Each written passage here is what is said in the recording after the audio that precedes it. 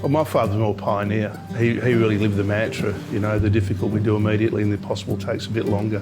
And people. He loved people in the business. It was about we need to create a business and we need to create a community to support the business. And the community meant families. You meet a lot of different people in the fishing industry that come down and want to buy prawns off the boat. They get their 1 or 2 kilo prawns and go and buy a loaf of bread. They're happy. They haven't tasted prawns like that, you know. My biggest fear when I first took the boat, it wasn't about catching or running the boat. My biggest fear was bringing everyone home.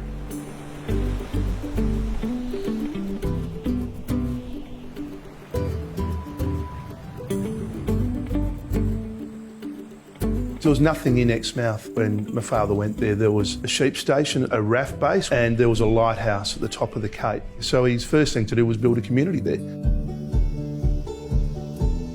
He was basically pouring a slab every morning, standing it up and then pouring 2 more slabs, and the whole place was built 2 slabs at a time. Just accumulated people who wanted to make the impossible happen.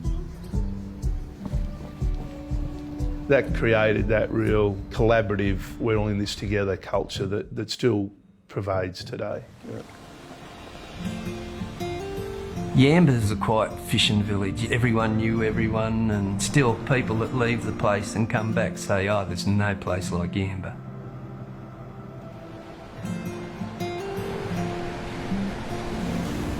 Everyone knows you, like if anything goes wrong, anyone will back you up. It's just that sort of country town, you know, it's a good place to live. Teamwork's a big important thing. Like we can, as you see when we lift the gear on, nothing's said. You know your job, you know what you got to do. So very rarely when we winch up to when we're steaming home, we hardly say boo to each other. I like to know that the crew can work the winches or anything, because if anything happens to you, it's them that's got to get the gear up and get you home. It is a tough life, don't get me wrong. It is a tough life, but it is also an enjoyable life.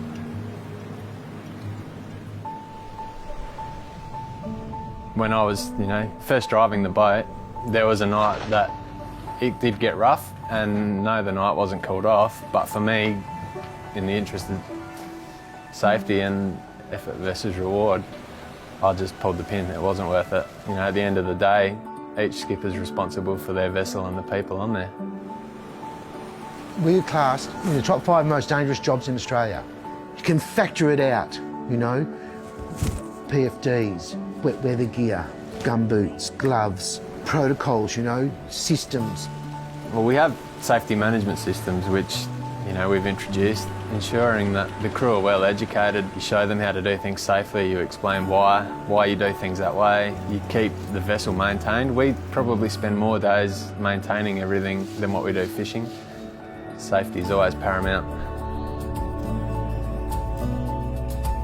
You consider up till 2011, we had a factory. We were the biggest employer in Exmouth. Without any work, we'd already created that connection with the community. When we closed the factory, we realised this is something that's not going to be automatic now. This is something we have to work at. But once we closed it, there was, even for us, there was this feeling, a little bit of feeling of emptiness that something great has come to an end. So for us, keeping that strong personal connection in the local community is, that's something we have to do, and we work at pretty hard. I've had people that have been coming back for 18, 20 years, the same people each time. Like now, all the Victorians come up because it's too cold down south. Get them their prawns of them on, off they go. They're right for a few days and then they'll come back again. But things like that, you meet a lot of different people, different walks of life. Guess why I like fishing. A well-organised fishing business looks after their people, treats everybody and everything well. We're all on the same page. We're all going in the same direction. If I'm doing well, and my crew are doing well, and the company's doing real well. The one saying my father used to have, and I wish I could say it in Greek, but I can't, and that is, you're better off to lose your eye than your name, which basically means your reputation and the way you deal with people defines you, and there's nothing more important. So you're better to lose an eye than your name, and I think that's rubbed off all the way through us.